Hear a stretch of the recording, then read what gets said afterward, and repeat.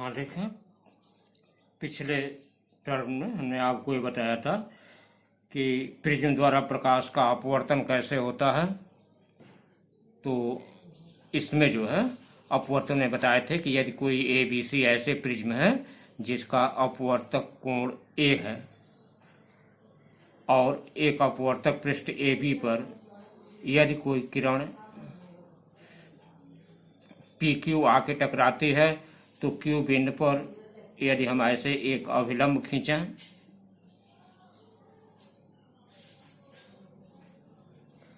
तो यहाँ विरल माध्यम से सघन माध्यम में जब किरण जाती है तो अभिलंब की तरफ झुक जाती है और यह जो है झुक करके इधर आएगी।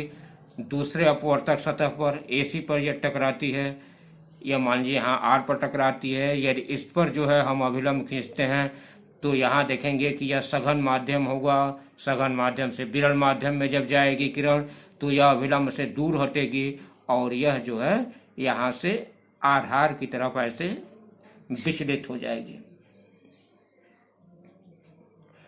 तो इस प्रकार जो है यह आपका आपतित किरण, यह अपवर्तित किरण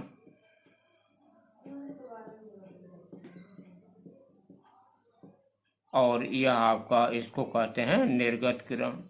इस तरह से यह किरणें आपको एक प्रिज्म पर अपवर्तन की क्रिया होने पर ऐसे मिलती हैं। यह आपका हो जाएगा आपतित कोण, यह होगा अपवर्तित कोण, फिर इसके लिए यह होगा आपका आई डैश आपतित कोण और यह आर डैश कहा जाए, यह आपका निर्गत कोण हो जाएगा। तो यह देखते हैं इसमें कि इसमें अगर जो हम आपतित कोण को, आपतित किरण को ऐसे आगे की तरफ बढ़ाएं और अपवर्तित कोण, निर्गत कोण को पीछे की तरफ बढ़ाएं तो जो यह कोण मिलता है इस कोण को हम कहते हैं विचलन कोण।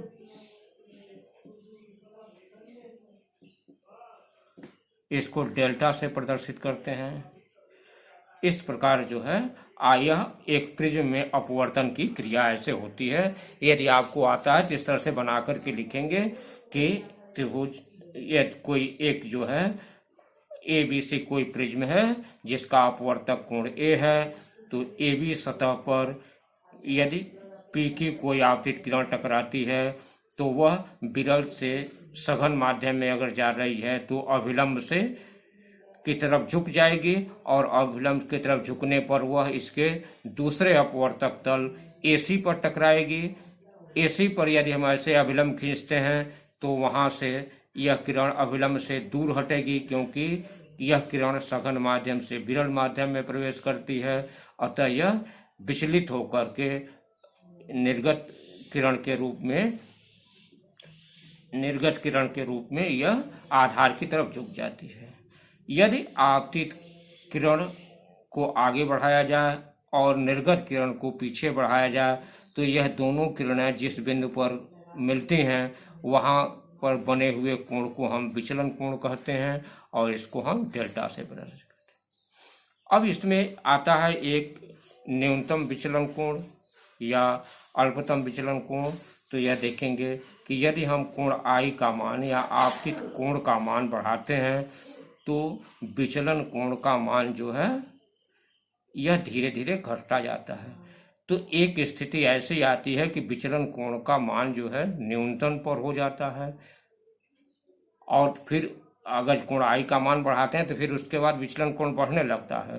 तो जब कोण आई का मान बढ़ाने पर विचलन कोण का मान एकदम न्यूनतम पर हो जाए तो उसको कहते हैं अल्पतम विचलन कोण या न्यूनतम विचलन कोण। उसको हम डेल्टा यम से प्रदर्शित करते हैं। न्यूनतम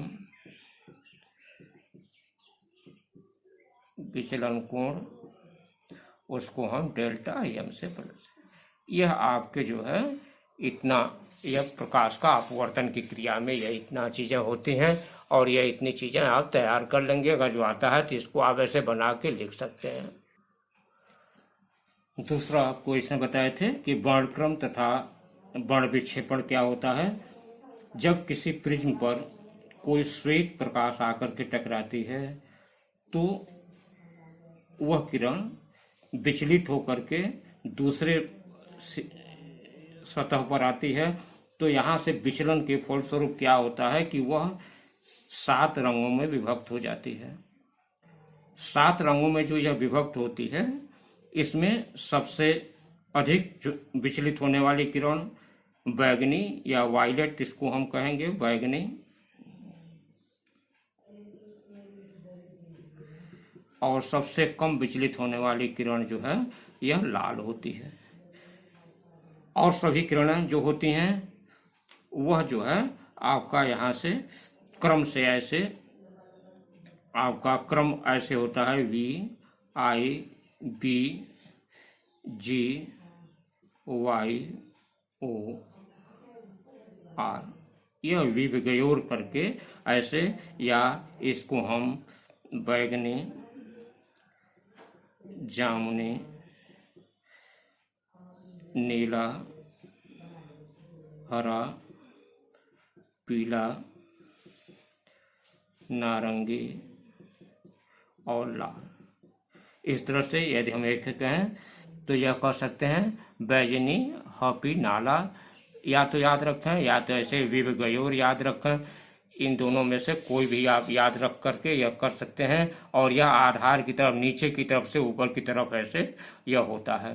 तो इस तरह से श्वेत प्रकाश का 7 रंगों में विभक्त होना यह वर्ण विक्षेपण कहलाता है, तथा यह 7 रंगों के समूह को हम वर्णक्रम या स्पेक्ट्रम कहते हैं। यह इतना हमने आपको पिछले इसमें बता दिया था। अब इसमें 2-3 चीजें मुख्य रूप से होती हैं कि इसमें किसी भी प्रिज्म के पदार्थ का जो यह अपवर्तनांक होता है, यह रंगों के ऊपर निर्भर करता है कि लाल रंग का जो है, लाल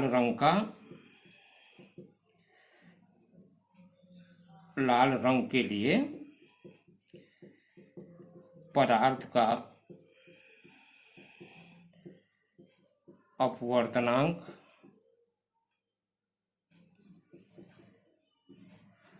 सबसे कम होता है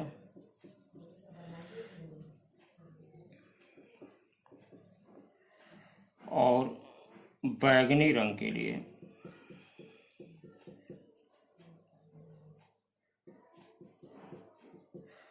पदार्थ का अपवर्तनांक सबसे अधिक होता है। अब ऐसा क्यों होता है? इसलिए कि बैगनी रंग का जो वेवलेंथ होता है वह सबसे कम, लगभग यह आपका 4000 या 4700 एंगस्ट्रॉन के आसपास होता है। इसका वेवलेंथ लैम्डा या तरंगदैर्घ्य जिसको हम कहते हैं, और रेड रंग का जो है, रेड रंग का लगभग 7800 एंगस्ट्रॉन के आसपास होता है लैम्डा की वैल्यू, तरंगदैर्घ्य इसका। इसलिए यह कहा जाए कि जिसका वेवलेंथ अधिक होता है, वेवलेंथ अधिक होने पर लैम्डा या तरंगदैर्घ्य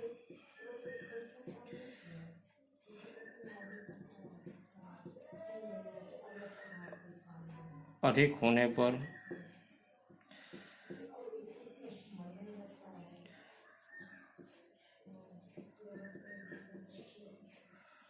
अपवर्तनांक घटता है और लैम्डा तरंगदैर्घ्य कम होने पर अपवर्तनांक बढ़ता है। तो तरंगदैर्घ्य के ऊपर यह निर्भर होता है। दूसरी बात चाल होता है कि इसमें जो है रेड कलर का चाल तेज होता है और बैगनी कलर की चाल जो है कम होती है।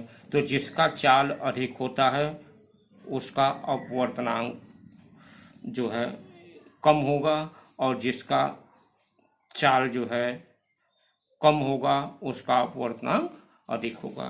तो यह चाल के ऊपर तरंगदैर्घ्य के ऊपर और रंग के ऊपर यह इतना निर्भर करता है, यह इतना आपको आना चाहिए। अधिकतर इसमें से आपको पूछा जाता है क्वेश्चन।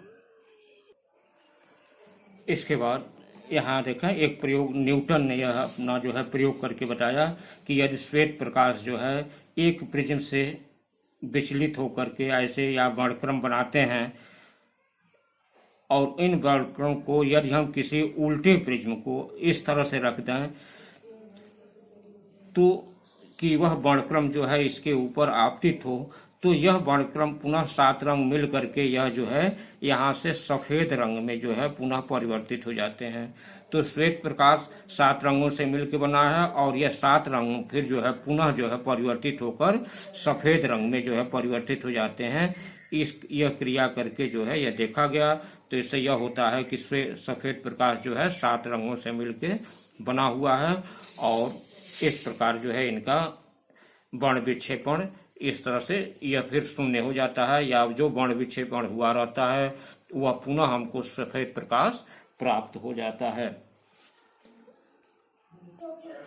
हाँ देखा, इंद्रधनुष क्या होता है कि कभी कभी आप देखेंगे कि वर्षा के समय जब पानी बरसता है उस समय यदि एक तरफ सूर्य निकला हो, सूर्य के प्रकाश की किरणें आ रही हों और एक तरफ पानी की बूंदें हों आकाश में, तो इसके दूसरे तरफ जो है यह होता है कि सूर्य के विपरीत दिशा में हमको कुछ रंगों का जो है एक वर्णक्रम दिखाई देता है जिसे हम इंद्रधनुष कहते हैं। इसमें होता यह है कि जैसे सूर्य का प्रकाश किसी भी एक बूंद पर ऐसे आता है तो बूंद की सतह पर इसका अपवर्तन हो जाता है। अपवर्तन होने पर यह प्रकाश यह जो है 2 भाग यहाँ से इसका अपवर्तन होने पर यह बैगनी और यह रेड, यह इस तरह से यह वर्णक्रम बनेगा बैगनी और रेड का। और यह अपवर्तित होने के बाद या यह वर्ण विक्षेपण होने के बाद जल के आंतरिक सतह पर जब आता है तो यहाँ पर जो है उसका पूर्ण आंतरिक परावर्तन हो जाता है। पूर्ण आंतरिक परावर्तन होने के बाद यहाँ से यह किरणें जो है जब यहाँ से अपवर्तित होकर बाहर निकलती हैं तो यह लाल और बैंगनी रंग की होती हैं, जो एक सकेंद्री वृत्त की तरह दूसरे साइड में हमको दिखाई देते हैं, जिसका बाहरी भाग लाल और अंदर का भाग बैंगनी दिखाई देता है। इस तरह से जो है जो यह प्राकृतिक हमको वातावरण आकाश में दिखाई देता है इसको हम इंद्रधनुष कहते हैं। और यह सूर्य के प्रकाश के वर्ण विक्षेपण के कारण ऐसा होता है और इसमें जो है हर रंग अलग अलग जो है अपना विचलित हो जाते हैं और विचलित होने के फलस्वरूप हमको यह इंद्रधनुष मिलता है। यह क्रिया जो है यह इंद्रधनुष की ऐसे बनती है। हाँ देखेंगे वायुमंडलीय अपवर्तन क्या होता है। हम जानते हैं कि वायुमंडल में जो है वायु का जो घनत्व होता है वह कहीं अधिक कहीं कम होता है और भिन्न भिन्न जो है प्रकाशीय घनत्व वाले एक माध्यम से दूसरे माध्यम में जब प्रकाश की किरण जाती है तो उसका जो है अपवर्तन होता है। आप जानते हैं कि पूरे वायुमंडल में कहीं की वायु जो है जैसे मान लीजिए कहीं की वायु गर्म होगी और कहीं की वायु ठंडी होगी। जहाँ पर गर्म हवा होती है वहाँ विरल माध्यम होता है और जहाँ पर ठंडी होती है वायु या जहाँ ठंडा वातावरण होता है वहाँ जो है सघन होता है। तो इसमें वातावरण में क्या है कि कहीं विरल से सघन में या कहीं सघन से विरल में जब प्रकाश की किरणें चलती हैं तो उनका अपवर्तन हो जाता है और इस प्रकार वायुमंडलीय अपवर्तन के कारण जो है ऐसे कई आपको मिलेंगे, जैसे कि अग्रिम सूर्योदय तथा विलंबित सूर्यास्त होता है या तारों का टिमटिमाना होता है। इस तरह से आपको इसमें कई तरह के वायुमंडलीय अपवर्तन के उदाहरण मिलेंगे। जैसे इसमें वायुमंडलीय अपवर्तन में जैसे तारों का टिमटिमाना,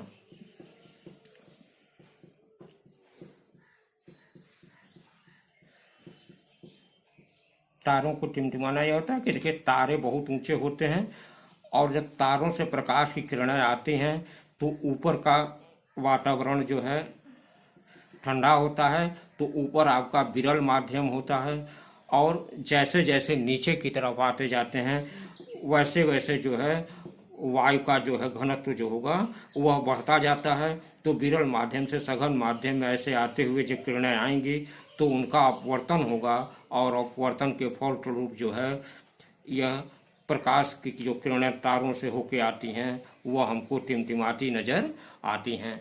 यह आपका जो है वायुमंडलीय अपवर्तन के कारण ऐसे इस तरह की प्रक्रिया होती है।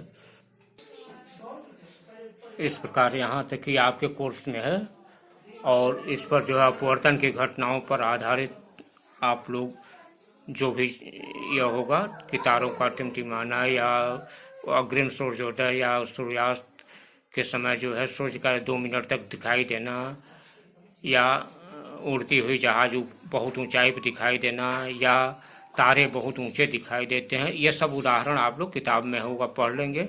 यह सिर्फ जो है वायुमंडलीय अपवर्तन के कारण होता है।